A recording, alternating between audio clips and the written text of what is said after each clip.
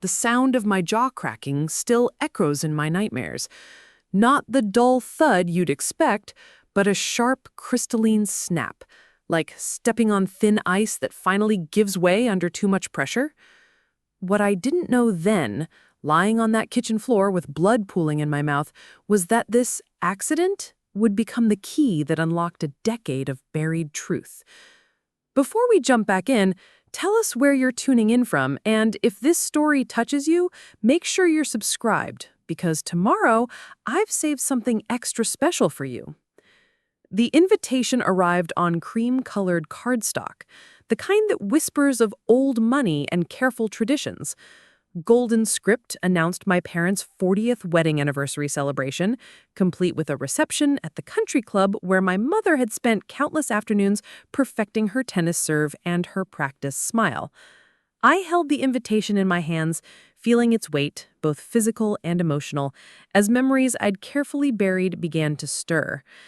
It had been 3 years since I'd last seen most of my family.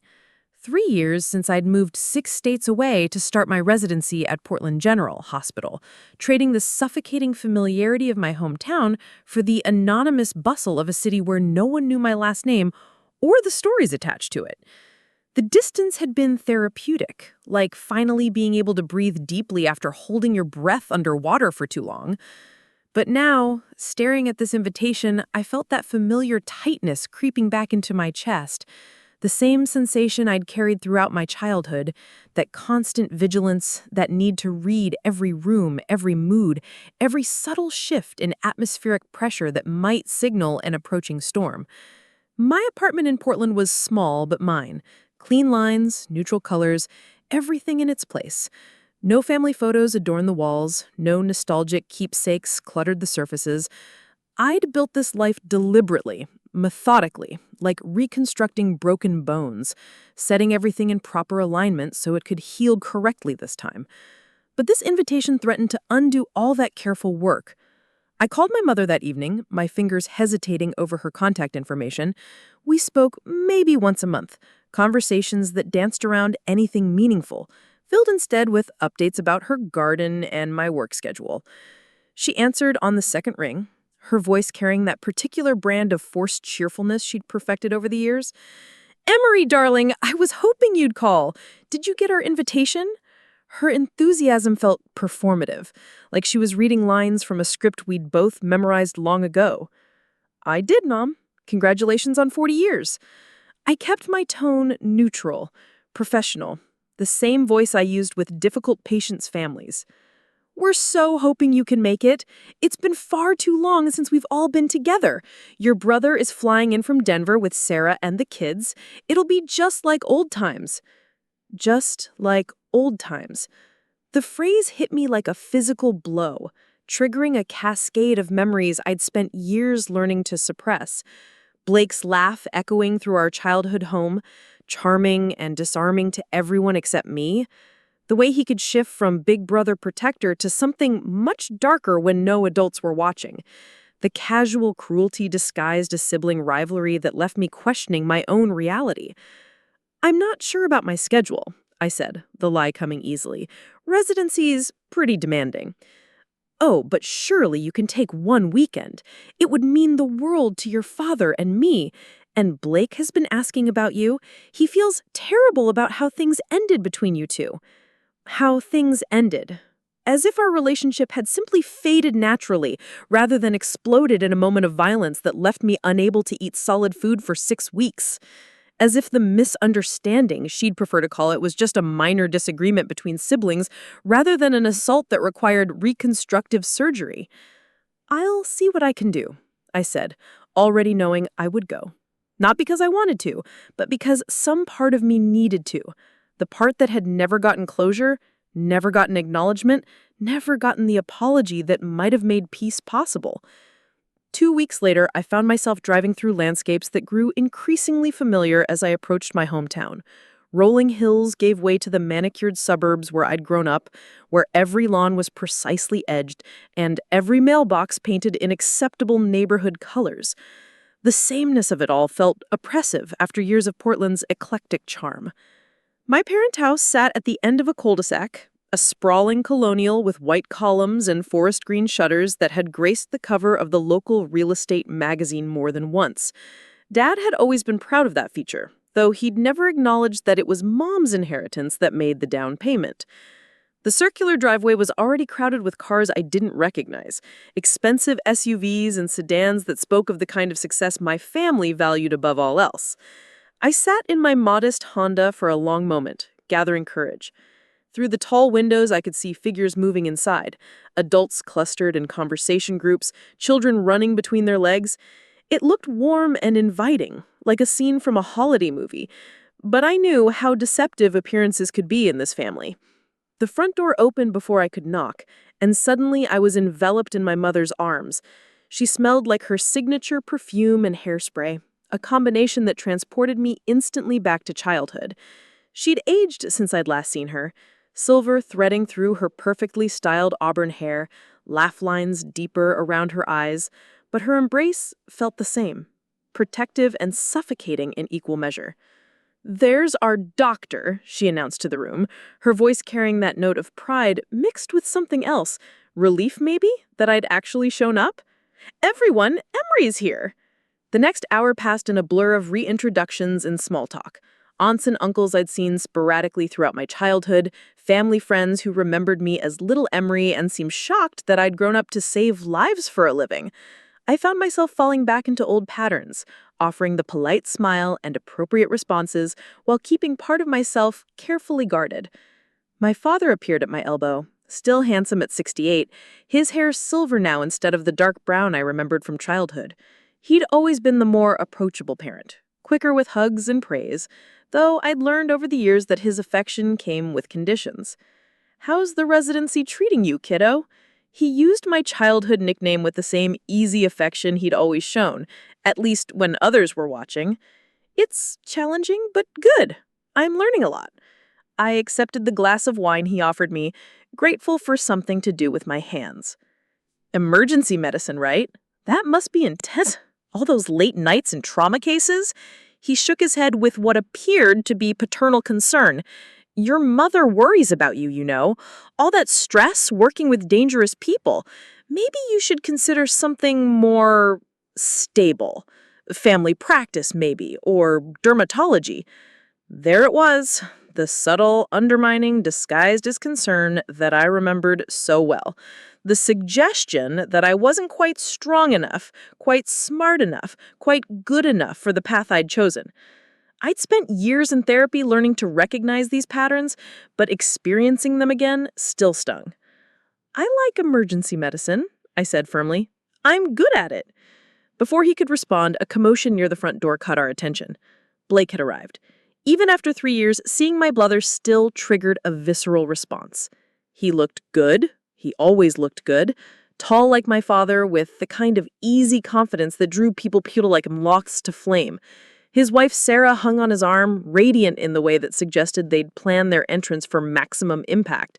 Their 2 children, a boy and a girl I'd never met, clung shyly to their parents' legs.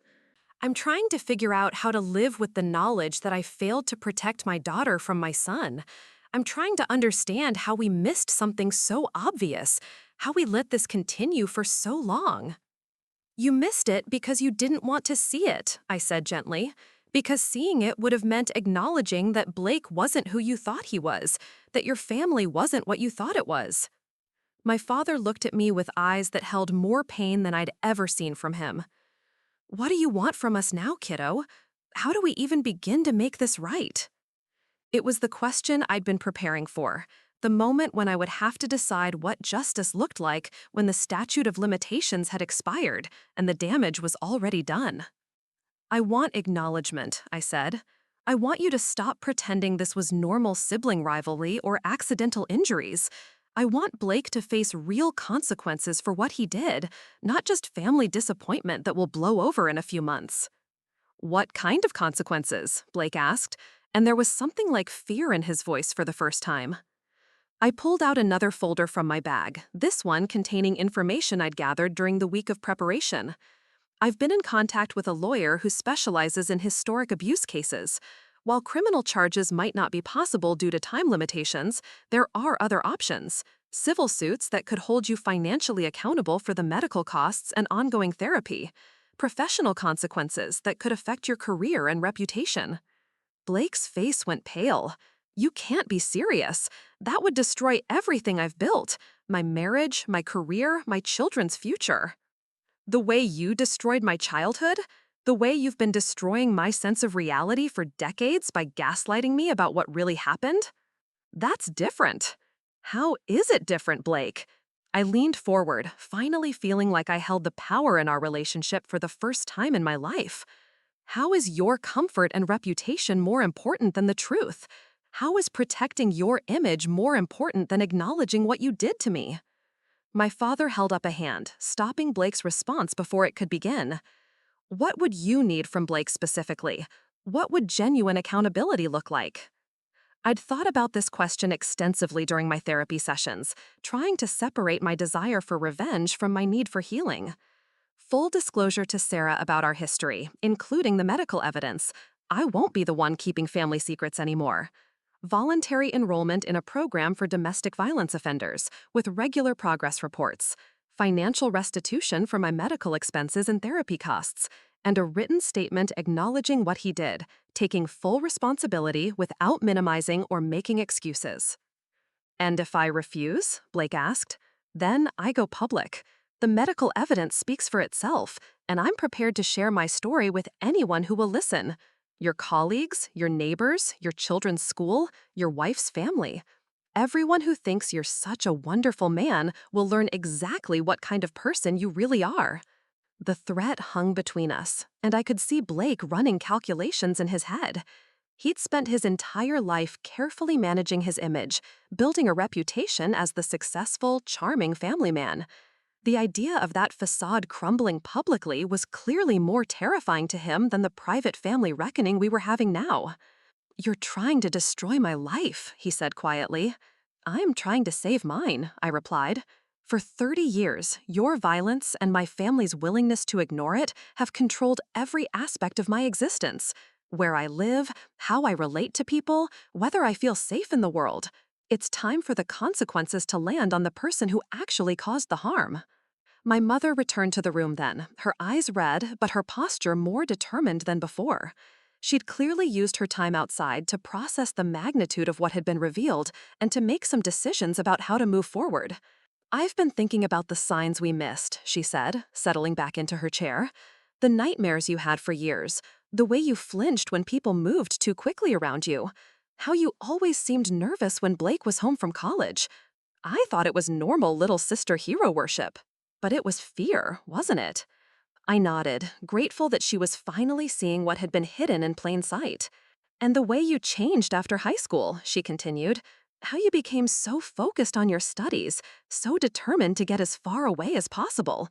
We were proud of your academic success, but we never asked ourselves what you were running from." "I was running from him," I said simply, "from a family dynamic that made me feel unsafe in my own home." My father stood up suddenly, his movement sharp enough to make Blake flinch. "I need to see those medical records again, all of them." For the next hour, we went through the evidence systematically. I matched specific injuries to specific incidents, walking them through the pattern of escalation that had culminated in the broken jaw 3 years ago. With each revelation, my parents' expressions grew more horrified, more ashamed of their failure to protect me. Blake remained largely silent during this process, occasionally trying to minimize or contextualize individual incidents, but mostly just sitting with the growing weight of his exposed history. The charming, confident man who dominated the anniversary party a week earlier was gone, replaced by someone who looked smaller, meaner, and infinitely more fragile. When we'd finished reviewing the medical evidence, my father set down the last scan image and looked directly at his son. "Blake, I want you to listen to me very carefully. Your sister has presented compelling evidence that you systematically abused her throughout your childhood and into adulthood. The medical documentation is clear, your own admissions support her account, and our failure to recognize the pattern doesn't diminish its reality." Blake opened his mouth to speak, but my father held up a hand. "I'm not finished. As your father, I'm ashamed of the man you've become and devastated by our failure to stop you." As a lawyer, I'm advising you that the evidence against you is substantial, and that fighting Emery's demands would likely result in far worse consequences than accepting them. You're taking her side, Blake said, and there was something plaintive in his voice that reminded me uncomfortably of the little boy he'd once been. I'm taking the side of truth and accountability, my father replied, something I should have done 30 years ago. My mother reached across the coffee table and took my hand, her grip firm despite the tremor in her fingers. Emery, I know we can never undo the harm that was done or erase the years of pain you've carried alone. But I want you to know that we believe you completely, and we're prepared to support whatever consequences you think are appropriate. It was the vindication I dreamed of for decades, but it felt more bitter than sweet. The acknowledgement had come 30 years too late, after I'd already done the hard work of healing myself without their support or protection. What about Sarah? Blake asked suddenly. What about my children? Do you have any idea what this will do to them? What it will do to them is show them that actions have consequences, I said firmly. That violence isn't acceptable, even within families, especially within families. That the adults in their lives are committed to honesty and accountability rather than protecting comfortable lies. They're just kids. I was just a kid too, Blake, but that didn't stop you from using me as your emotional punching bag for 15 years. Over the next several hours, we hammered out the specifics of what accountability would look like. Blake would tell Sarah the truth about our history, with the medical evidence to support his confession. When he spoke, his voice was barely audible. You don't understand the pressure I was under, the divorce, losing the house, feeling like I was failing at everything. So you decided to hurt the one person who was trying to help you. I leaned forward, making sure he could see the certainty in my eyes. Just like you'd been doing our entire childhood whenever life got difficult for you. My father cleared his throat, his lawyer instincts finally overriding his parental ones.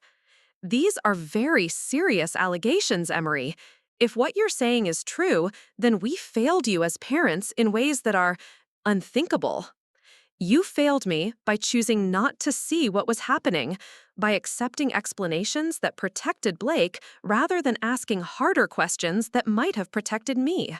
We had no idea, my mother said, tears beginning to stream down her face. How could we have been so blind? Because Blake was everything you wanted in a son, I said, feeling an unexpected surge of pity for the woman who'd spent decades building her identity around her perfect family. Star athlete, honor student, charming and popular. It was easier to believe I was accident-prone than to consider that your golden child was systematically torturing his little sister.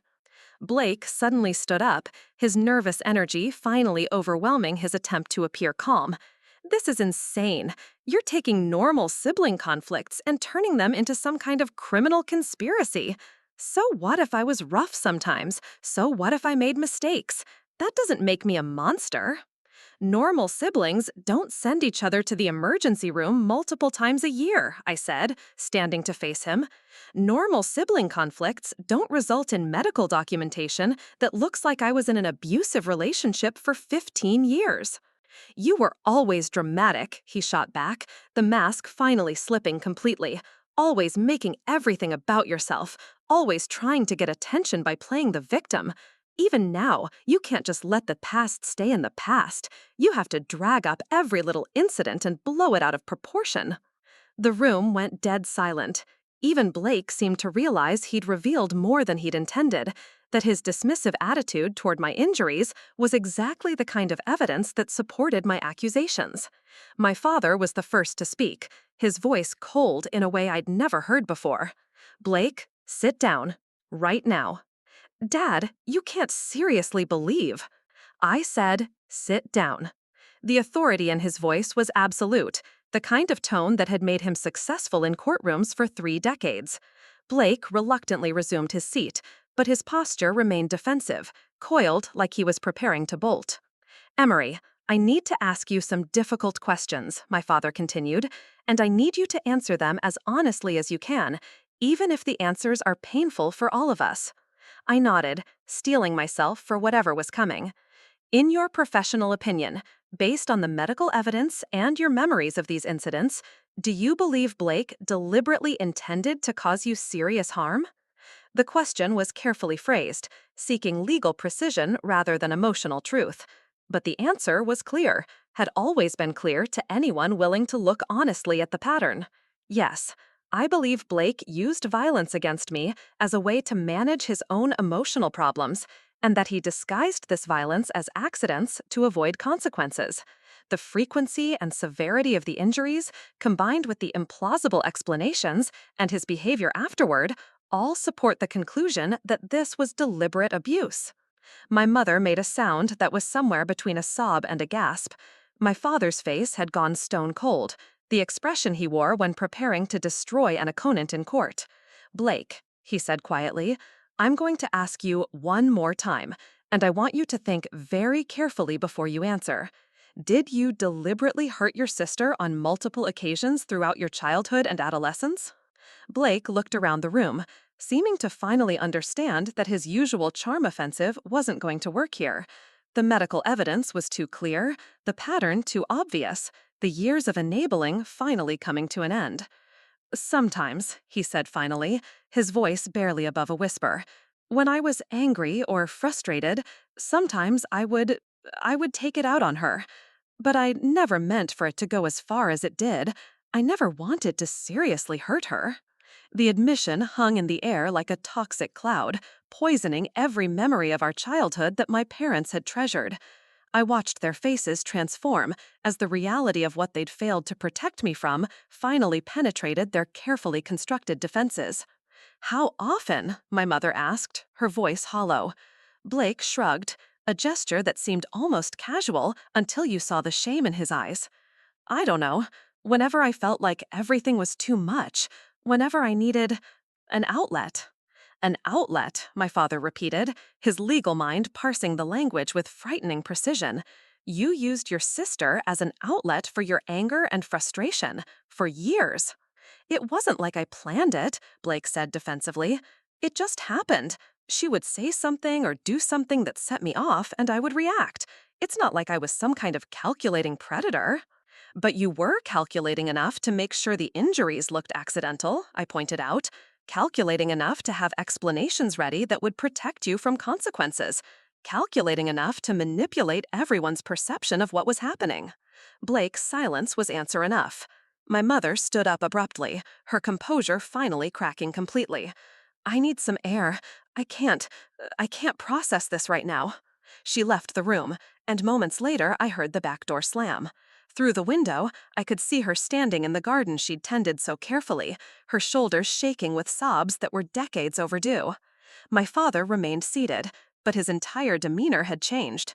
The warmth and affection that had always characterized his relationship with Blake was gone, replaced by something that looked like disgust. 35 years, he said quietly. 35 years of believing we'd raised a son to be proud of. 35 years of making excuses for behavior we should have recognized as unacceptable. "Dad," Blake started. "Don't." The word came out like a whip crack. "Don't say another word." Preparing and narrating this story took us a lot of time, so if you are enjoying it, subscribe to our channel. It means a lot to us. Now back to the story. This wouldn't be a family reunion where everyone pretended everything was fine. This would be a reckoning, with medical evidence as the catalyst that could no longer be ignored or explained away. I spent the rest of the week in a state of controlled preparation, treating the upcoming confrontation like a complex medical procedure that required careful planning and steady nerves.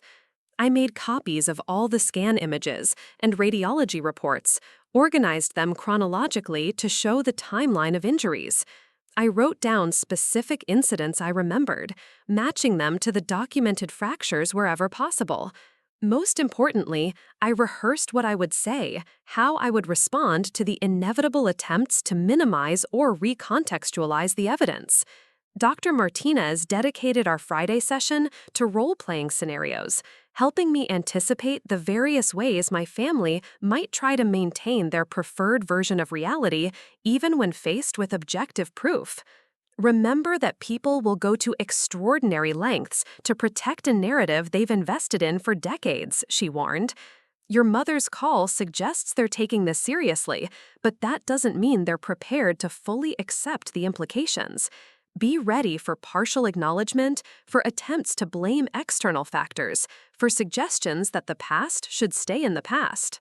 And if they refuse to believe the evidence, if they find ways to explain it away, then you'll know exactly where you stand with them, and you'll have the clarity you need to make decisions about your future relationship with your family based on reality rather than hope. Saturday morning dawned gray and drizzling, the kind of weather that seemed to match my mood as I loaded my car for the drive south. The manila folder containing the scan results sat on my passenger seat like a passenger I couldn't ignore, occasionally catching my eye as I navigated the familiar route toward my childhood home. The driveway looked the same as it had a week earlier, but everything felt different now. Blake's rental car was still there, along with what I assumed was a larger vehicle they'd rented to accommodate Sarah and the children for their extended visit. The sight of those cars filled me with a complicated mixture of dread and determination. This time, I wasn't walking into their carefully orchestrated performance. This time, I held the cards. My father answered the door, and for the first time in years, he looked his age.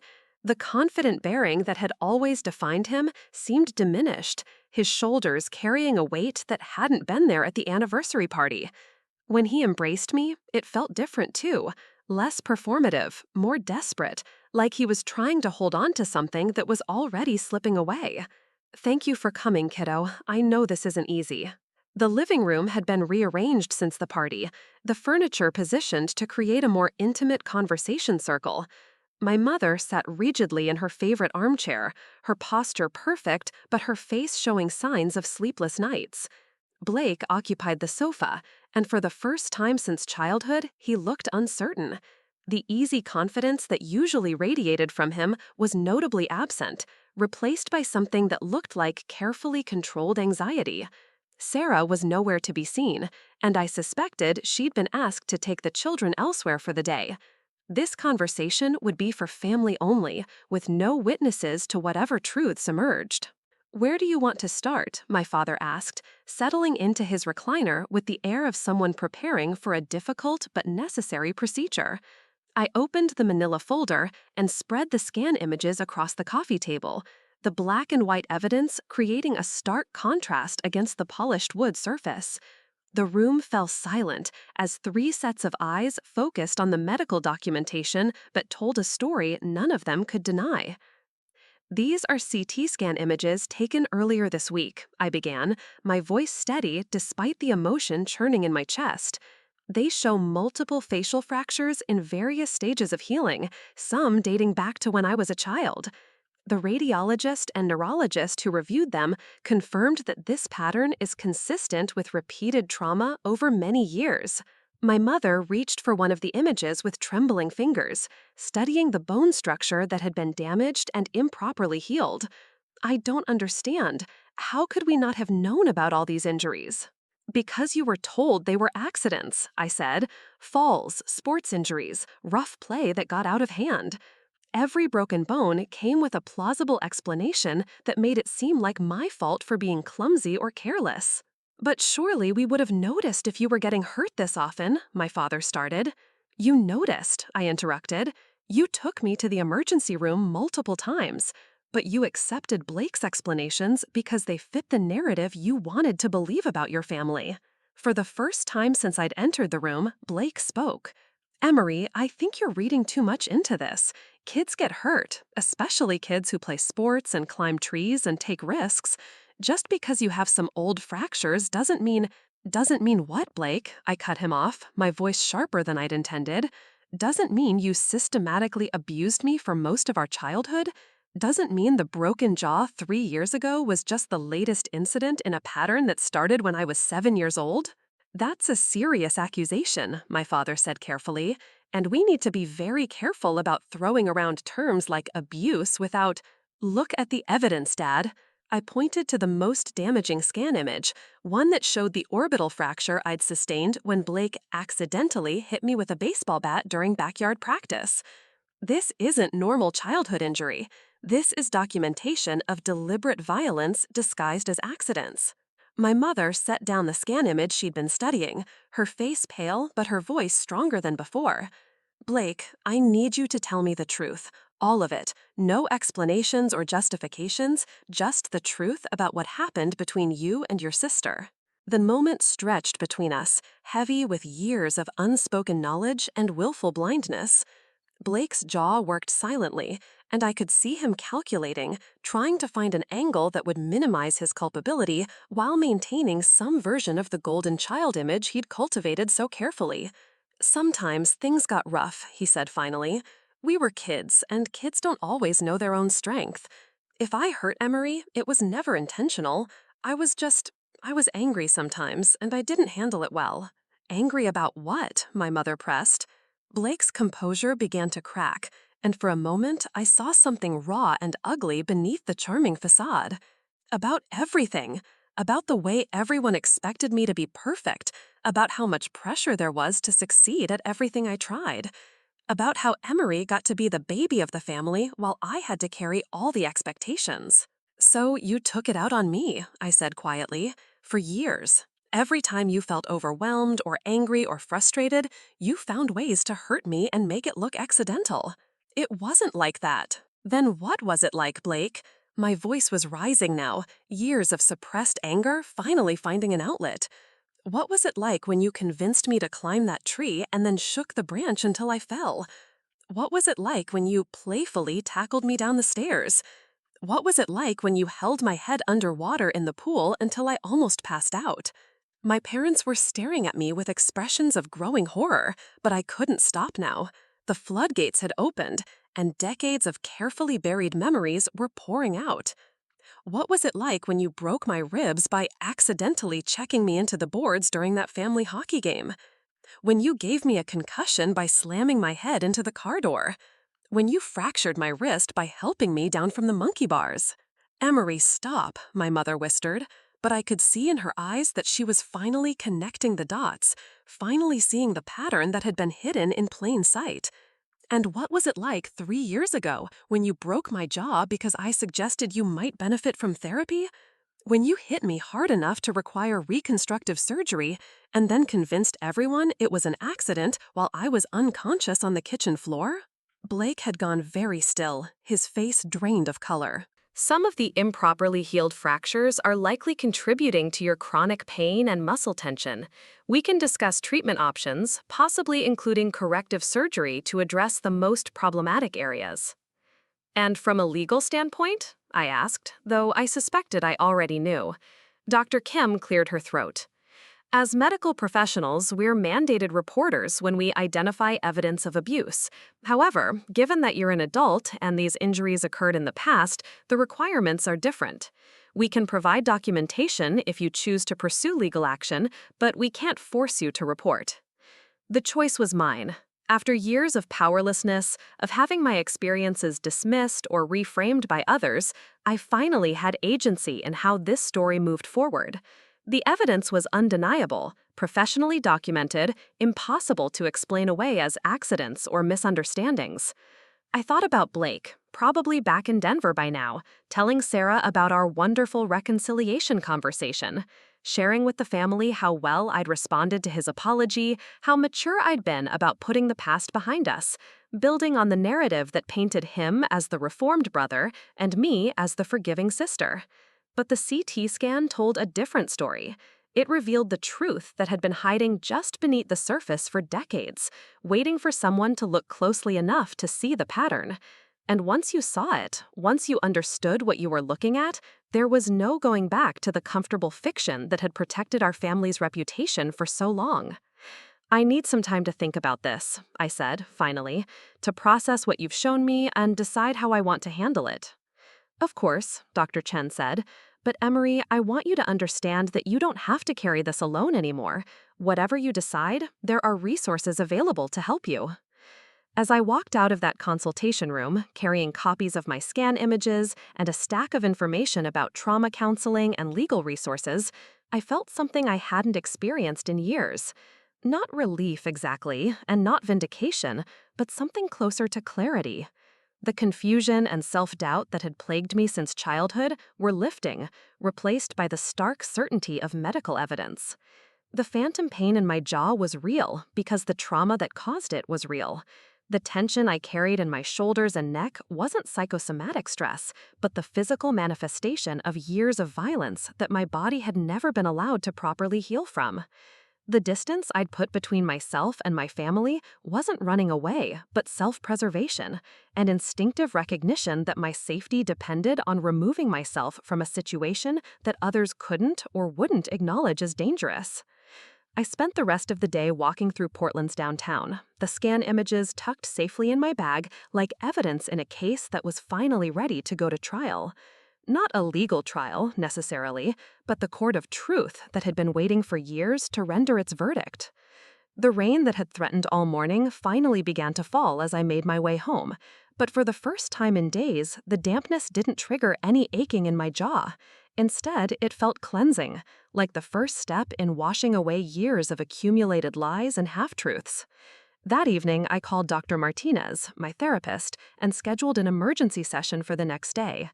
There was work to be done. Not the work of healing from childhood trauma that we'd been doing for months, but the newer, more challenging work of deciding what to do with the truth now that it could no longer be denied.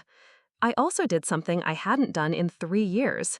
I called my parents' house, knowing that Blake and his family would likely still be there for their extended visit. My mother answered on the third ring, her voice bright with the lingering satisfaction of a successful party. "Emery, what a lovely surprise! Blake was just saying how wonderful it was to talk with you yesterday. He feels so much better about things between you two." "Mom, I need to tell you something. Something important about my relationship with Blake, about what really happened when we were kids." There was a pause, and when she spoke again, her tone was more cautious. "Sweetheart, I thought you two worked everything out. Blake said you had such a nice conversation, that you were ready to move forward." "I had a CT scan today, Mom, because of complications from the jaw injury, and they found something." "What kind of something?" I took a deep breath, looking at the scan images spread across my coffee table like cards in a game where the stakes were my entire family's understanding of our shared history. They found evidence of multiple old fractures, facial bones that were broken and never properly treated, a pattern that shows repeated trauma over many years, starting when I was a child.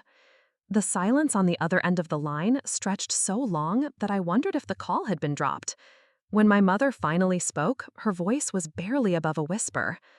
"Emery, what are you saying?" "I'm saying that Blake didn't accidentally break my jaw 3 years ago.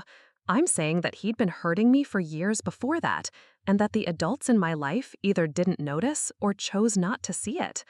I'm saying that I have medical proof now of what I've been trying to tell you all along." Another long pause, filled with the weight of revelations that couldn't be taken back or explained away. "I think," my mother said carefully, "that you and I need to have a very serious conversation." As I hung up the phone, I realized that the pattern revealed by the CT scan wasn't just medical evidence of past abuse. It was the key that would unlock a much larger truth about my family, about the systems of denial and protection that had allowed Blake's behavior to continue unchallenged for so long.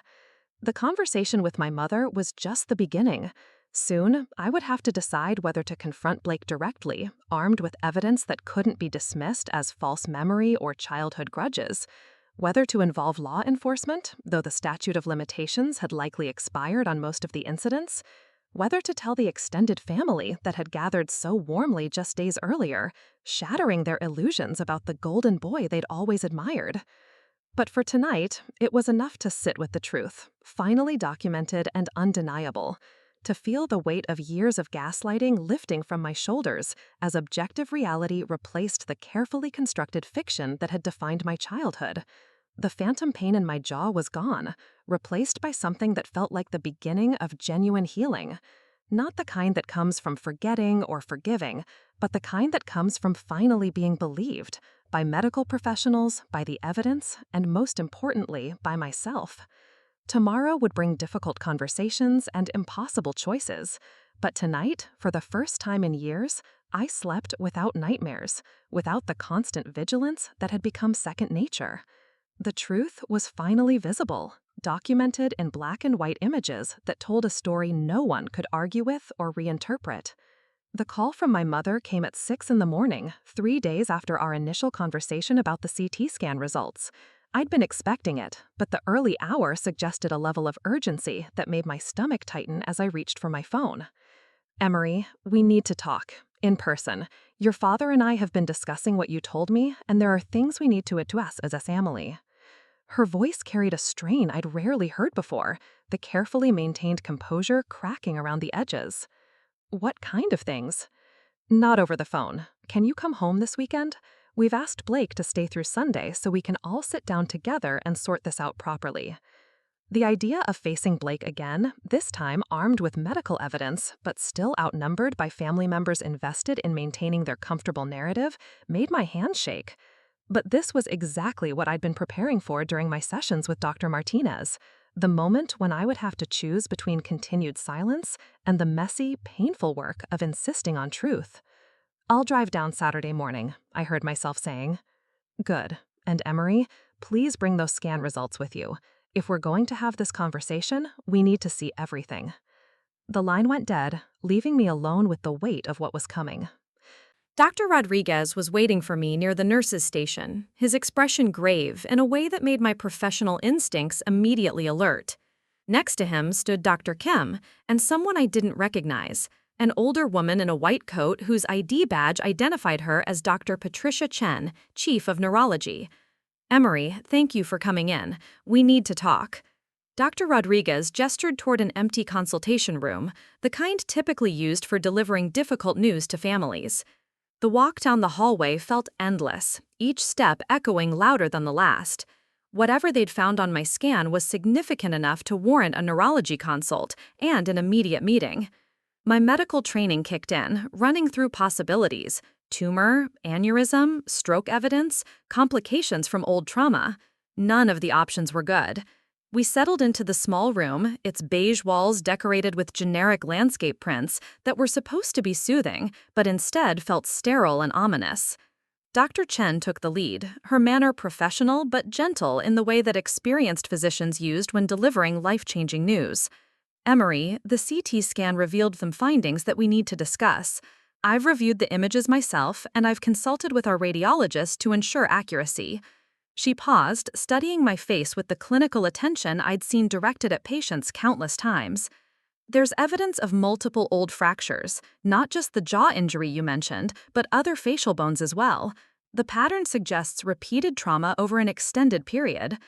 The words hit me like a physical blow, though I tried to maintain my professional composure. "What kind of pattern?" "Fractures in various stages of healing, some dating back many years.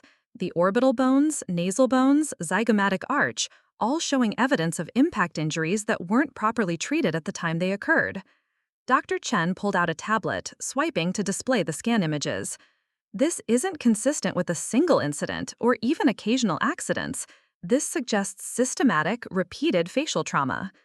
I stared at the images on the screen, black and white evidence of a history I'd tried so hard to leave behind. There, documented in medical certainty, were the fractures I'd forgotten about or convinced myself were minor. The time Blake had accidentally elbowed me during a family football game when I was 12. The fall down the stairs when I was 14 that left me with a black eye I'd covered with makeup for weeks. The dozens of smaller incidents that had seemed insignificant individually, but apparently added up to a pattern that was impossible to ignore. "I know this is difficult to process," Dr. Kim said gently, "but we're concerned about potential long-term complications. Some of these fractures show signs of improper healing that could be contributing to your current symptoms." "There's something else," Dr. Chen continued, her voice even more careful now. "The distribution and ages of these fractures suggest they occurred during your developmental years. Given your age and the time frame, we're talking about injuries that happened when you were a child and teenager." The room seemed to be shrinking around me, the walls pressing closer with each revelation. They were seeing what I'd always known but never been able to prove, that Blake's violence hadn't started with the broken jaw 3 years ago. It had been a pattern of abuse spanning most of my childhood, carefully calculated to avoid detection, but devastating in its cumulative effect. I need to ask some difficult questions, Dr. Chen said.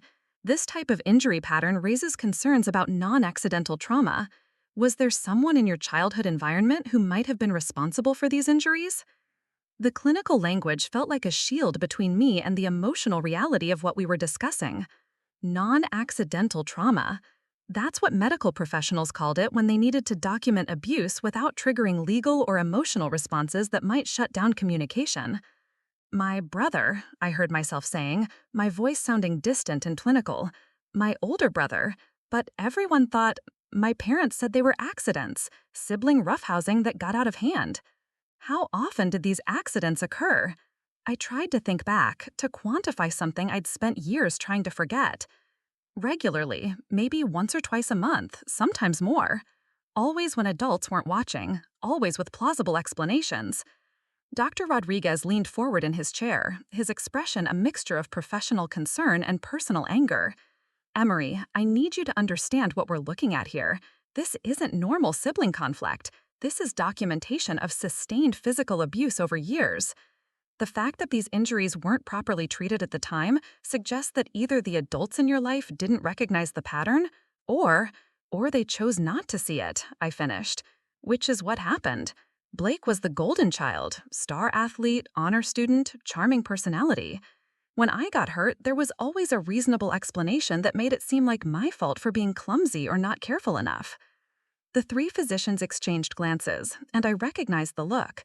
It was the same expression I'd seen when discussing cases of child abuse, the mixture of professional duty and personal frustration that came with confronting evidence of systemic failure to protect vulnerable people.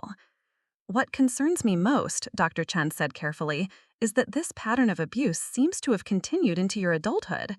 The jaw fracture 3 years ago shows signs of being consistent with a deliberate blow rather than an accident. I know, the admission came easier than I'd expected. I've known all along, but proving it was different from knowing it, especially when everyone else accepted his version of events. Well, now you have proof, Dr. Rodriguez said firmly. Medical documentation that shows a clear pattern of repeated assault. This isn't something that can be dismissed as accidents or childhood roughhousing. The weight of that statement settled over me gradually. For years, I'd carried the burden of memories that others dismissed or reframed. I'd questioned my own perceptions, wondered if I was being overly sensitive or holding on to grudges. But now, there was objective evidence, documented in medical images that couldn't be argued with or reinterpreted. What happens now? I asked, though I wasn't sure I wanted to know the answer. From a medical standpoint, we need to address the complications from these old injuries, Dr. Chen explained. And when you were examining Mr. Patterson's shoulder, you seemed to be compensating for something. Your range of motion looked restricted.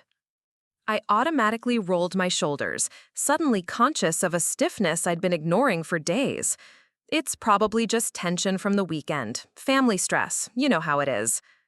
When was the last time you had a physical, a complete workup? I'm fine, Dr. Rodriguez, really, just tired. But he was already shaking his head, shifting into the same protective mode I'd seen him use with residents who pushed themselves too hard. That's what we all say until we're the ones on the wrong side of the stethoscope. I want you to get checked out, today. I'm in the middle of my shift, which I'm cutting short. Dr. Martinez can cover your remaining cases. Go to urgent care, or better yet, let someone here take a look. Sometimes we're the worst patients because we think we know too much. The irony wasn't lost on me. How many times had I given similar lectures to patients who tried to downplay their symptoms or insisted they were fine when clearly they weren't? But being on the receiving end felt different, vulnerable in a way that made me want to retreat. I'll make an appointment for later this week, I compromised. Emery. His voice carried the authority of someone who'd seen too many healthcare workers ignore their own well-being until it became a crisis. You've been one of our strongest residents, but you've also been burning the candle at both ends. Whatever happened this weekend clearly affected you more than you're admitting. Get checked out. That's not a request. An hour later, I found myself in the awkward position of being a patient in my own hospital's urgent care clinic. Dr. Sarah Kim, whom I'd worked with several times in the emergency department, tried to keep the examination professional despite our colleague relationship. So, muscle tension and restricted range of motion, she said, reviewing the notes Dr. Rodriguez had sent over. Any specific incident that might have triggered this? Heavy lifting, sleeping wrong, sports injury? I debated how much to share. The truth was complicated, involving family dynamics and old injuries that had never properly healed. But sitting on the examination table in a hospital gown, I realized that the clinical setting demanded clinical honesty. I have a history of facial trauma, I said carefully. Fractured jaw, multiple surgeries about 3 years ago. Sometimes I get phantom pain or muscle tension in response to stress. Dr. Kim's expression shifted to one of professional concern. What kind of facial trauma? Motor vehicle accident? Blunt force injury. It was a family situation. The euphemism hung in the air between us. Dr. Kim was too experienced not to recognize the careful language of domestic violence, even when it came from a colleague trying to maintain privacy. I see. Have you experienced any neurological symptoms? Headaches, vision changes, memory issues? Nothing like that, just the usual aching when I'm stressed or tired. She made notes in my chart, her pen moving with practiced efficiency. I'd like to order some imaging, just to be thorough. Sometimes old facial fractures can affect surrounding structures in ways that don't manifest immediately. That's really not necessary. Emery. She used the same tone Dr. Rodriguez had employed earlier, firm but compassionate. If you were treating a patient with your history and current symptoms, what would you recommend? She was right, of course. Any patient presenting with chronic pain related to previous facial trauma would warrant imaging to rule out complications. But being the subject of medical scrutiny felt exposing in a way I wasn't prepared for. Fine, but can we keep this between us? I don't need the whole department knowing about my personal history. Patient confidentiality applies to everyone, including colleagues. But Emery, I hope you know that if you ever need support or resources— I'm fine, I said automatically, then caught myself. I mean, I'm handling it. I have a therapist in Portland. It's not an ongoing situation. The CT scan was scheduled for the next morning, during what should have been my day off. I spent the evening in my apartment, trying to focus on medical journals, but finding my attention drifting to memories I'd worked hard to organize and file away. The conversation with Blake had disturbed something fundamental, like picking at a healed wound until it started bleeding again. I woke up with a splitting headache, the kind that seemed to radiate from deep inside my skull rather than the surface tension I was used to. 2 ibuprofen and a hot shower helped marginally, but the pain remained, a dull throb that made me squint against the morning light streaming through my bedroom windows. The radiology department at Portland General was familiar territory, though I'd always been on the ordering side rather than the receiving end. The technician, a woman named Jennifer, whom I'd chatted with during previous cases, tried to keep things light as she positioned me for the scan. Just like any other Tuesday morning in paradise, she joked, adjusting the equipment around my head. You know the drill. Stay as still as possible, breathe normally, let me know if you experience any claustrophobia. The machine whirred to life, its mechanical sounds oddly comforting in their predictability. I closed my eyes and focused on breathing, trying to ignore the headache that seemed to be intensifying under the bright lights. This was routine, I told myself, precautionary imaging ordered by an overly cautious colleague. By afternoon, I'd have confirmation that everything was normal and I could get back to my regular schedule. It was 90 minutes later when my pager buzzed with an urgent message to report to the emergency department immediately. Not unusual in itself, coverage needs arose constantly in a busy hospital. But something about the timing, combined with the persistent headache and the growing sense that the morning scan had taken longer than typical, made my stomach clench with apprehension. Part of me felt cautiously hopeful about Blake's apparent changes, his admission of anger issues and willingness to seek help. But a larger part remained skeptical, remembering too many previous performances. Too many times he'd said exactly what people wanted to hear. My hotel room was blessedly anonymous. Generic artwork, neutral colors, no family photos or loaded memories. I sat on the bed and tried to process the evening, but my thoughts kept circling back to that moment in Dad's study when Blake's facade had seemed to crack. Had that been real, or just another manipulation tactic from someone who'd had 35 years to perfect his craft? I called my therapist's voicemail and left a message asking for an emergency session when I returned to Portland. Dr. Martinez had helped me understand my family dynamics, had given me tools for recognizing manipulation and protecting my emotional boundaries. She'd also warned me that family events like this could trigger setbacks, that being around my abusers might make me question my own memories and healing. Lying in the dark hotel room, listening to the distant hum of highway traffic, I tried to hold on to what I knew to be true. Blake had hurt me, repeatedly and systematically, for most of our childhood. The broken jaw hadn't been an accident. It had been the culmination of years of escalating violence, the moment when his control finally slipped completely. And my parents had chosen to believe his version of events rather than face the truth about their golden child. These facts didn't change just because Blake could deliver a convincing apology or because he'd learned some therapy language. But being back in that house, surrounded by family members who'd never acknowledged what really happened, made it harder to trust my own perceptions. Tomorrow, I would drive back to Portland, back to my carefully constructed life where no one questioned my memories or suggested I was holding on to childhood grudges. But tonight, in this anonymous hotel room, I felt the old familiar ache in my jaw, the phantom pain that surfaced whenever I was stressed or exhausted. A reminder that some wounds never fully heal, no matter how much time passes or how far you run.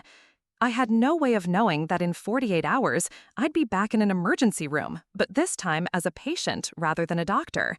That the CT scan ordered by my worried colleagues would reveal something that would change everything, not just my relationship with my family, but my understanding of my entire childhood.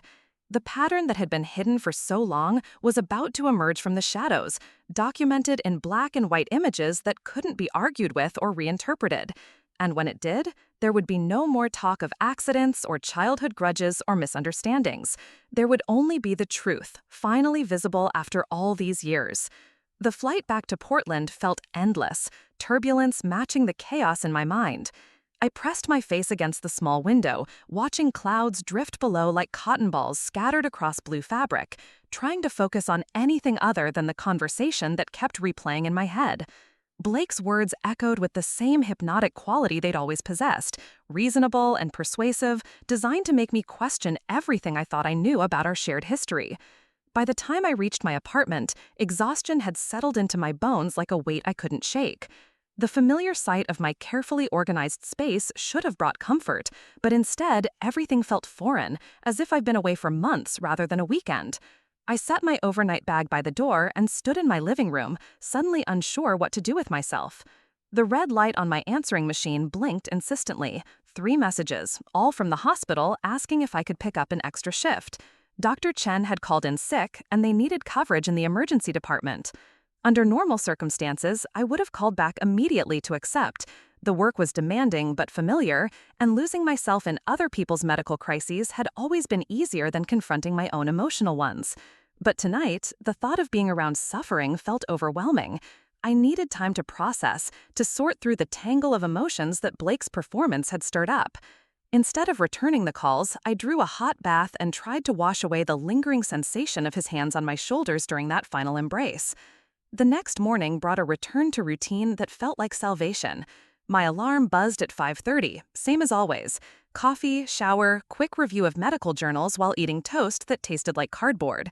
The rhythmic patterns of hospital life had become my anchor over the past 3 years, predictable in a way that family never was. Portland General's emergency department was already buzzing with activity when I arrived for my 7 a.m. shift. Monica, the night charge nurse, gave me a quick rundown during handoff. A homeless man with pneumonia in bed 3, a construction worker with a suspected broken wrist in bed 7, and a college student who'd had too much to drink and needed observation until her blood alcohol dropped to safe levels. Quiet night, mostly, Monica said, though we both knew better than to say the Q word out loud. Emergency medicine had its superstitions, and tempting fate was never wise. I threw myself into work with more intensity than usual, grateful for problems that had clear solutions. Set bones, suture wounds, order appropriate tests, discharge when stable. These were puzzles I could solve, unlike the impossible equation of my family dynamics. Dr. Rodriguez, one of the attending physicians, noticed my focused energy during our morning huddle. "You seem ready to take on the world today, Emery. Everything okay?" "Just had some family time this weekend," I said, which wasn't technically a lie. "You know how that goes." He laughed knowingly. Say no more. Family reunions are why God invented emergency medicine. Gives us an excuse to work holidays. The morning passed in a blur of standard cases. An elderly woman with chest pain that turned out to be acid reflux, a teenager who'd attempted to pierce his own ear and needed antibiotics for the resulting infection, a young mother whose toddler had swallowed a penny, requiring x-rays to ensure it would pass safely through his digestive system. It was approaching noon when the call came in. A motor vehicle accident on Interstate 84, multiple casualties en route. The familiar adrenaline surge kicked in as our trauma team prepared to receive patients. This was what I'd trained for, what made all the sleepless nights of residency worthwhile. The first ambulance arrived with a family of 4, their sedan having been T-boned by a delivery truck that ran a red light. The parents were conscious and alert, suffering mainly from bruising and minor lacerations from deployed airbags. Their 2 children, both under 10, were more seriously injured but stable. I was assigned to treat the father, a man about my age who kept asking about his wife and kids despite his own obvious pain. His left shoulder was dislocated, and he had several deep cuts on his face from broken glass, but his vital signs remained strong. "Your family is getting excellent care," I assured him as I examined his shoulder. "I need you to focus on staying still while I check your injuries." "The truck came out of nowhere," he kept repeating, his voice shaky with shock. "We were just driving to my daughter's soccer game. Everything was normal, and then—" I'd heard variations of this story countless times. The randomness of trauma, how ordinary moments could transform into life-altering events without warning. As I worked to stabilize his shoulder for x-rays, I found myself thinking about patterns, about how violence often disguised itself as accident until someone finally looked closely enough to see the truth. The second ambulance brought more complex cases, including an elderly passenger from the delivery truck who'd suffered what appeared to be a traumatic brain injury. Dr. Kim took lead on that case, while I continued with my patient, but I could hear the urgency in her voice as she called for a neurosurgery consult. By 2 o'clock, the immediate crisis had passed. All patients were stabilized, and those requiring surgery had been transferred to appropriate departments. The emergency department returned to its normal controlled chaos, but the adrenaline was still coursing through my system, making me feel simultaneously exhausted and wired. I was updating patient charts when Dr. Rodriguez approached my workstation, his expression more serious than usual. "Emery, I wanted to talk to you about something. Have you been experiencing any headaches lately? Any vision changes or dizziness?" The question caught me off guard. "No, nothing like that. Why do you ask? I noticed you favoring your left side during the trauma response earlier." I was trying to help you process Mom's death, I said, my voice steady despite the rage building in my chest. You called me, remember? You asked me to come over because you were struggling. I was grieving, and instead of supporting me like a sister should, you started psychoanalyzing me, telling me I needed professional help. It was like you couldn't just be there for me. You had to make it about showing off your medical knowledge. The rewriting was so thorough, so complete, that for a moment I wondered if we were even talking about the same event. In his version, I was the cold, clinical sister who'd abandoned him in his time of need. The broken jaw wasn't mentioned at all. Apparently, that detail was inconvenient to his narrative. "Blake, you hit me. You broke my jaw in 2 places. I couldn't eat solid food for 6 weeks." He looked at me with an expression of pained patience, like I was a difficult child clinging to an imaginary grievance. We talked about this at the time. It was an accident. I was pacing around, upset, and you got too close when I was gesturing. I never meant to hurt you. The fact that you've twisted it into some kind of intentional assault?" He trailed off, shaking his head sadly. "An accident," I repeated flatly. "Yes, a terrible accident that I've regretted every day since. But accidents happen, especially in emotional situations. Even Mom and Dad understood that. Mom and Dad understood. Of course they did, because that's what they'd told themselves and everyone else when the hospital called, asking questions about domestic violence resources. Blake wasn't an abuser. He was a grieving son who'd had an unfortunate accident with his sister. Case closed. "I think we should end this conversation," I said, moving toward the door. "Wait!" His voice carried a note of genuine distress that made me pause. "I don't want to leave things like this between us. We're family, Em. We should be able to work through this." When I turned back to face him, his expression was open, almost pleading. For a split second, I saw something that looked like real vulnerability, and it threw me off balance. This was the Blake I'd always hoped existed, the brother who could acknowledge hurt and work toward healing. "I've been seeing someone," he continued, his voice softer now, "a therapist, working through my anger issues, learning better coping strategies. Sarah insisted after some problems we had last year. And it's helping. I'm different now, Em. Better." The admission caught me off guard. Blake and therapy was something I'd never imagined, and his willingness to admit to anger issues felt like a crack in his usual facade of perfection. "That's good," I said carefully. "I'm glad you're getting help. I want to make things right between us. I know I can't undo what happened, but maybe we can find a way forward. For the family's sake, if nothing else. The kids should know their aunt." It was a reasonable request, delivered with what seemed like genuine emotion. Standing there in Dad's study, surrounded by the trappings of our privileged childhood, it was easy to imagine that maybe healing was possible. Maybe the therapy had actually changed him. Maybe we could find a way to be siblings again, even if we could never be close. "I need time to think about it," I said finally. "Of course, I understand. But Em, for what it's worth, I really am sorry. For all of it." He moved toward me then, arms outstretched for what appeared to be a reconciliation hug. Every muscle in my body tensed, but I forced myself to remain still. This was a test, I realized. My response would determine whether his apology was accepted, whether I was willing to move forward. The hug lasted only a few seconds, but it felt like an eternity. His arms around me, his familiar scent, the sensation of being physically overpowered even in what was meant to be a gentle embrace. When he released me, his smile seemed genuine, relieved. "Thank you," he said simply, "for listening, for giving me a chance." I managed a nod and headed for the door, my legs feeling unsteady. In the hallway, I could hear the sounds of family cleanup, dishes being put away, chairs being returned to their proper places, the comfortable routine of a successful gathering winding down. Mom appeared as I was collecting my purse from the front hall table, her face glowing with the satisfaction of a party well hosted. "Leaving already, sweetie? I was hoping you might stay a little longer, catch up with Blake and Sarah." "I'm pretty tired, Mom. Long drive today." I managed what I hoped was a convincing smile. "Thank you for a lovely evening. Happy anniversary again." "Oh, you're so welcome. It meant everything having both my children here. Blake was just telling me how nice it was to really talk with you.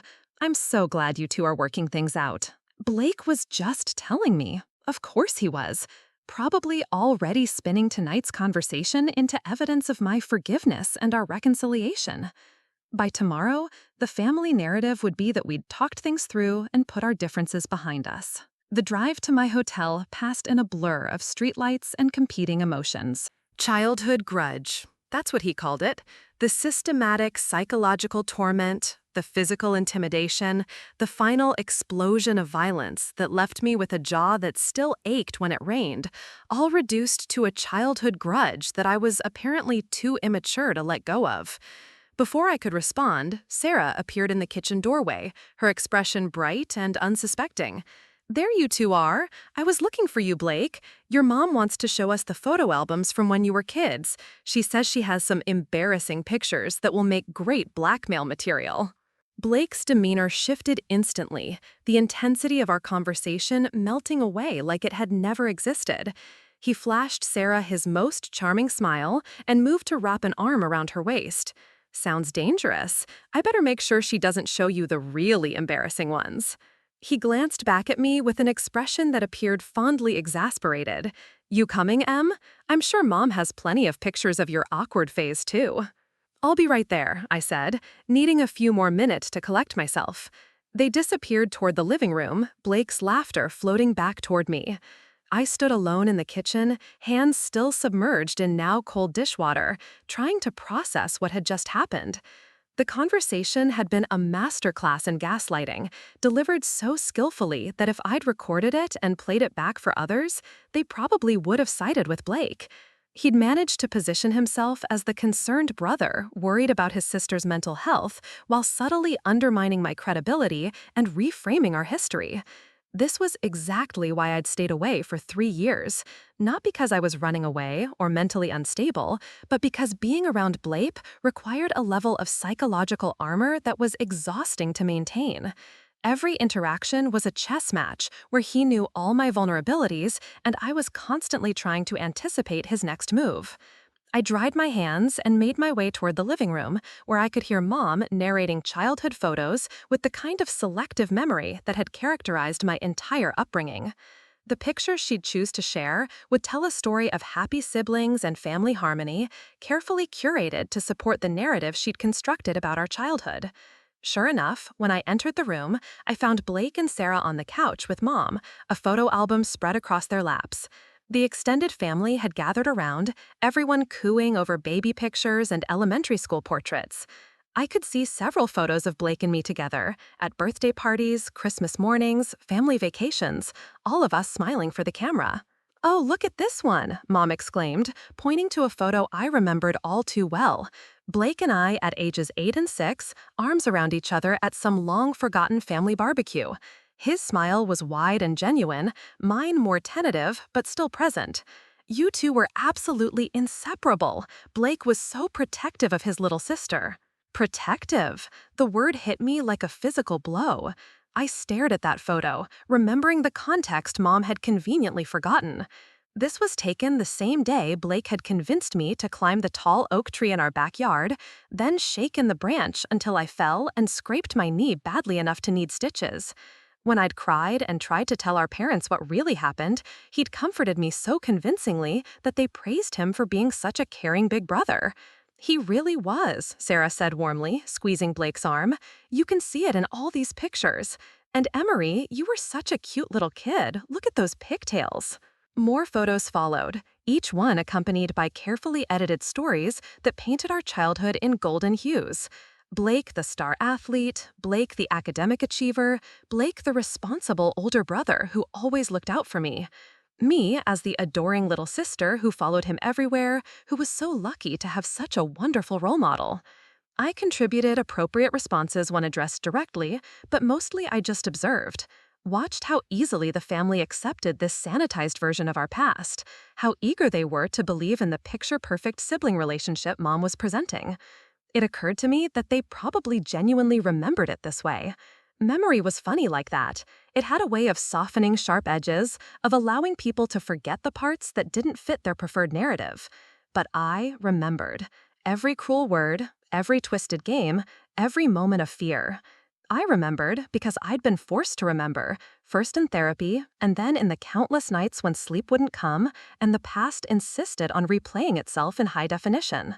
The evening began winding down around 10 o'clock. Extended family members started gathering their belongings and making their rounds of goodbye hugs. Blake and Sarah were staying at Mom and Dad's house for the weekend, their children already asleep in sleeping bags in what used to be my childhood bedroom. I'd booked a hotel room across town, claiming I needed the quiet to catch up on some medical journals, but really just needing space that was entirely my own. As I was preparing to leave, Blake caught my arm gently, his touch light enough that I couldn't pull away without seeming rude. "Hey, before you go, can we talk for a minute? Just the two of us?" His expression was earnest, almost vulnerable. I know things have been weird between us, and I'd like to clear the air.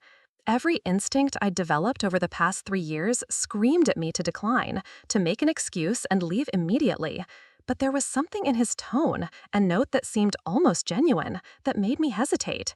Maybe it was wishful thinking, or maybe it was the part of me that still hoped for the big brother I'd always wanted him to be. "Sure," I heard myself saying, "but just for a few minutes. I'm tired." He led me toward the back of the house, past the formal dining room, and into Dad's study. It was a masculine space, all dark wood and leather, lined with law books from his early career and golf trophies from his weekend hobby. Blake closed the door behind us, and suddenly the room felt smaller, more intimate, and more threatening at the same time.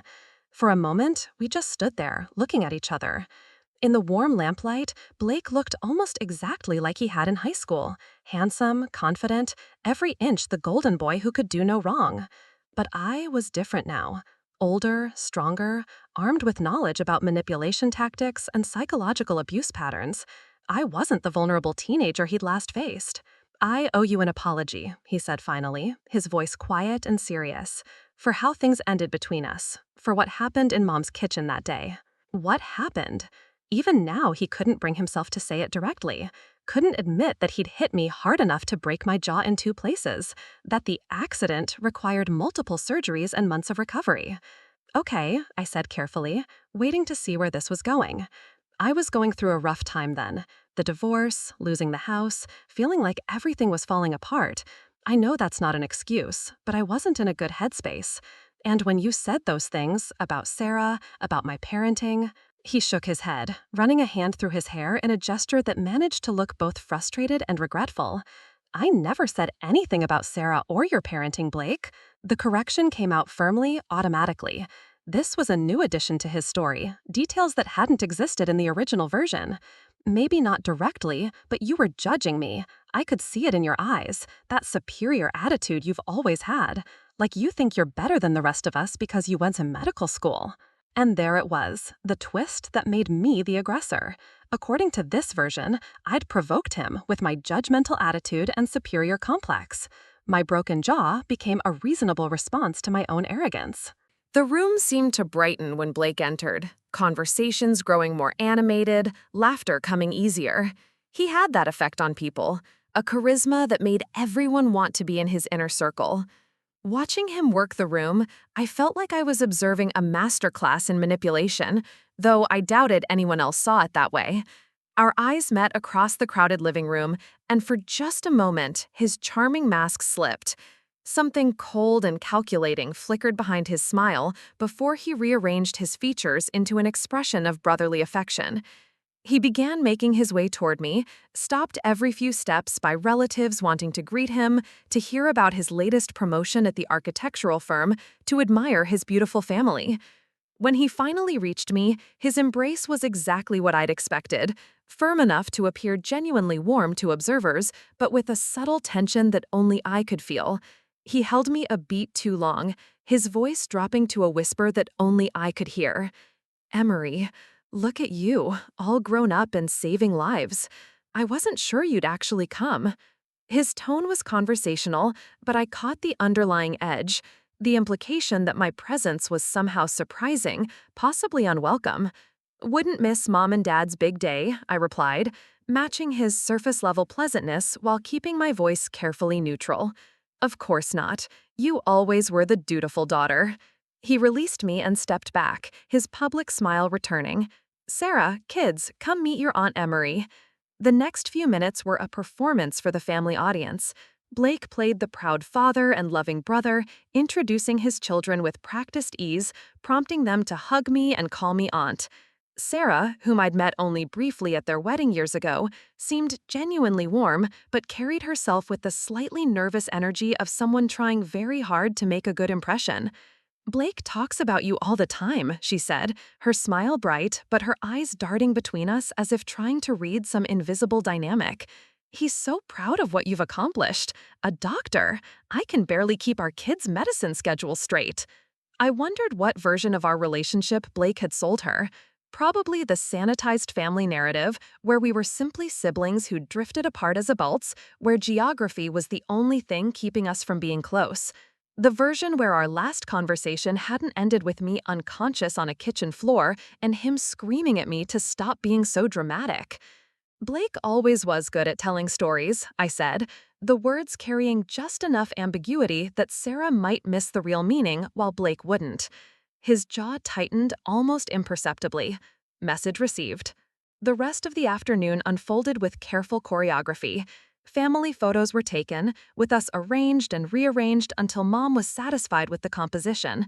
Blake and I were positioned next to each other in several shots, his arm around my shoulders, both of us smiling for the camera while I fought the urge to shrug away from his touch. To outside observers, we looked like any normal sibling pair, maybe a little formal, but nothing obviously wrong. During dinner, I found myself seated across from Blake, a positioning that felt both accidental and inevitable. The conversation flowed around typical family reunion topics, career updates, vacation plans, neighborhood gossip. Blake dominated much of the discussion, regaling the table with stories from his work and family life, each anecdote designed to showcase his success and charm.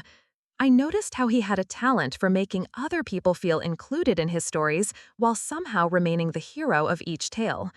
When his son mentioned wanting to be an architect like Daddy, Blake launched into an elaborate explanation of the skyscraper he was currently designing, complete with hand gestures and technical details that made it sound like he was single-handedly reshaping the Denver skyline. "And what about you, Em?" He turned his attention to me with the kind of focused interest that probably appeared caring to others, but felt more like being pinned under a microscope. "Any exciting trauma cases recently? I bet you've got some stories that would curl our hair." The use of my childhood nickname, M, felt deliberately intimate, a way of claiming familial closeness while also reducing me to the little sister role I'd fought so hard to escape. Everyone at the table was looking at me expectantly, clearly intrigued by the idea of dramatic emergency room tales. "Patient confidentiality prevents me from sharing specifics," I said, taking a sip of water to buy myself time. "But yes, the work is challenging and rewarding."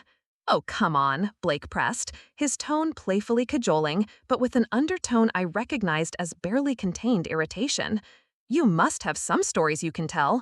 What's the point of having a doctor in the family if she won't share the good stuff?" I felt the familiar sensation of being cornered, of Blake controlling the social dynamic in a way that made me appear unreasonable if I didn't comply.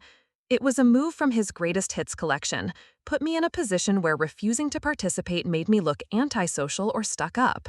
"I prefer to leave work at work," I said simply, "but I could tell you about the time I helped deliver a baby in the hospital elevator." I offered a sanitized version of that story, one that was dramatic enough to satisfy the table's curiosity without revealing anything truly traumatic or confidential. Blake listened with an expression of engaged interest, nodding at appropriate moments, but I could see the calculation behind his eyes. He was filing away my reluctance to share, adding it to whatever narrative he was constructing about my personality. After dinner, smaller groups began forming throughout the house. The children disappeared into the family room to watch movies, their parents following to supervise and catch up on gossip. The older generation settled in the living room with after-dinner drinks, diving into the kind of family history discussions that required multiple generations to properly referee. I found myself in the kitchen, ostensibly helping with cleanup, but really seeking a moment of relative solitude. The familiar space felt smaller than I remembered, though nothing had substantially changed. Same granite countertops, same pale yellow walls, same collection of copper pots hanging from the rack Dad had installed when I was in high school. I was loading glasses into the dishwasher when Blake appeared beside me, seemingly materializing from nowhere as the way that had always unnerved me as a child. He picked up a dish towel and began drying the wine glasses I'd just washed, the picture of a helpful brother. "So," he said, conversationally, his voice pitched low enough that we couldn't be overheard by the family members scattered throughout the house. "Portland, huh? That's pretty far from home." "Far enough," I replied, focusing intently on the sudsy water. "Mom says you barely call anymore. She worries about you, you know. Thinks maybe you're isolating yourself, that all that trauma work might be affecting your mental health." The casual way he delivered this psychological evaluation made my hands still in the dishwater. It was expertly done, expressing parental concern while subtly questioning my stability, all delivered with the kind of brotherly worry that would seem perfectly reasonable to anyone overhearing. "I'm fine, Blake. Better than fine, actually." "Are you, though?" He set down the glass he'd been drying and turned to face me fully. "Because from where I sit, it looks like you've been running away for 3 years. New city, new job, cut contact with your family. That doesn't exactly scream mentally healthy to me." Maybe I just needed space to figure out who I was without... I caught myself before finishing that sentence, unwilling to give him the satisfaction of getting an emotional response. "What else, Em?" His voice was soft, almost gentle, but I could hear the steel underneath. "Without family? Without people who love you? Without the support system that helped make you who you are?" The rewriting of history was so smooth, so practiced, that for a moment I almost doubted my own memories.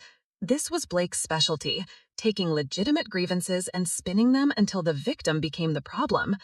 I'd watched him do it countless times growing up, but experiencing it as an adult with years of therapy behind me, I could see the manipulation for what it was. "I needed space," I said quietly, my words barely audible over the running water. "Heal from what?" The question was delivered with perfect confusion, as if he genuinely couldn't imagine what might require healing. Em, I know we had our moments growing up, but that's just normal sibling stuff. You're not still holding on to some childhood grudge, are you? He would begin therapy with a counselor who specialized in domestic violence, with progress reports shared with the family. He would pay for my ongoing medical treatment and therapy, including potential corrective surgery to address complications from the old injuries. Most importantly, he would provide a written statement taking full responsibility for his actions, with no minimizing language or excuses. This document would serve as insurance against future attempts to gaslight me or rewrite our history. The negotiations were exhausting, like hammering out a peace treaty between warring nations. Blake fought every requirement, trying to find ways to minimize his culpability or protect his reputation. But the medical evidence was too compelling, and my parents' newfound commitment to truth too strong for his usual manipulation tactics to work. By late afternoon, we had a framework that everyone could accept, though Blake's agreement was clearly motivated more by fear than genuine remorse. He would have 30 days to tell Sarah and begin therapy, 60 days to provide the written statement, and 90 days to establish a payment plan for restitution. As we prepared to end the meeting, Blake made one final attempt to control the narrative. "I hope you understand that this destroys our family," he said to me, his voice heavy with accusation. "Everything that we were, everything that held us together, it's gone now. Are you satisfied?" I looked around the room at the wreckage of our family's carefully maintained fiction, at parents who were finally seeing their children clearly, at a brother whose mask had been permanently stripped away. We were never a family, Blake. We were a group of people living together who agreed to ignore systematic abuse in order to maintain a comfortable illusion. What we're doing now is deciding whether we can build something honest on the ruins of those lies. The drive back to Portland that evening felt different than any journey I'd taken before. For the first time in my adult life, I wasn't running away from my family's problems or trying to escape their version of reality. I was driving toward a future that I had helped create, armed with truth that could no longer be denied or explained away. The next few months unfolded exactly as I'd expected. Blake's confession to Sarah led to an immediate separation and eventually divorce proceedings. His career suffered when word spread through his professional network about the domestic violence counseling he was required to attend. Several major clients pulled their projects, and his architectural firm quietly asked him to take a leave of absence that became permanent. The written statement he provided was grudging and legalistic, but it contained the admission I needed. Clear acknowledgement that he had engaged in physically aggressive behavior toward his sister on multiple occasions throughout their childhood and adolescence. That these incidents had resulted in documented injuries requiring medical treatment, and that his previous characterizations of these events as accidents had been inaccurate and harmful. My parents struggled with the aftermath, their entire understanding of their family history requiring complete reconstruction. My mother entered therapy to process her grief over the daughter she'd failed to protect and the son she'd never really known. My father threw himself into research on childhood abuse dynamics, trying to understand how he'd missed something so obvious for so long. The extended family reacted with predictable patterns of denial and anger. Some relatives accused me of destroying Blake's life over childhood nonsense. Others expressed shock and sympathy, but quickly found reasons to distance themselves from the uncomfortable truth. A few, mostly women who'd witnessed concerning behavior over the years, quietly shared their own stories of Blake's inappropriate aggression or controlling behavior. Sarah handled the situation with more grace than I'd expected. Once she processed the initial shock and betrayal, she focused on protecting her children and rebuilding her life. She allowed supervised visits between Blake and the kids, but only after he'd completed substantial therapy and anger management programs. She also reached out to me directly, apologizing for not recognizing the signs and expressing genuine remorse for the ways she'd unknowingly enabled his behavior by accepting his narratives about our relationship. For my part, the aftermath brought a mixture of relief and exhaustion that I hadn't fully anticipated. The vindication I'd sought for so long felt validating, but also hollow. The family I'd hoped to heal was irreparably broken, and the justice I'd demanded came at the cost of relationships that had already been damaged beyond repair. But there were unexpected gifts in the wreckage. My relationship with my parents, while strained, became more honest than it had ever been. We could finally talk about my childhood without pretending it had been idyllic, and they could express their regret without defensive justifications. It wasn't the close family bond I'd always wanted, but it was real in a way our previous connection had never been. My own healing accelerated once the truth was acknowledged. The chronic pain from my old injuries began to subside as I pursued corrective treatments that had been delayed for years. My sleep improved, my anxiety decreased, and I found myself able to form closer relationships as the hypervigilance that had protected me for decades gradually relaxed. Most importantly, I discovered that justice didn't have to mean revenge. Holding Blake accountable for his actions allowed me to reclaim my own story, to stop carrying the burden of family secrets that had never been mine to bear. The consequences he faced were the natural result of his choices, not punishments I had imposed out of spite. 2 years after that confrontation in my parents' living room, I received an unexpected letter from Blake. He'd completed his court-mandated therapy and was writing to take fuller responsibility for his actions than the legal statement had required. The letter contained details I'd never shared publicly, acknowledgments of specific incidents that only he and I had known about, and what appeared to be genuine remorse for the decades of pain he'd caused. I read the letter twice before filing it away without responding.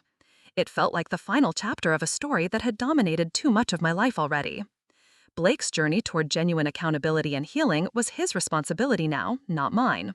I'd given him the gift of consequences, but it was up to him to decide what to do with them. My own story continued in Portland, where I'd built a life that belonged entirely to me. I completed my residency with honors and accepted a position in the emergency department where I'd trained.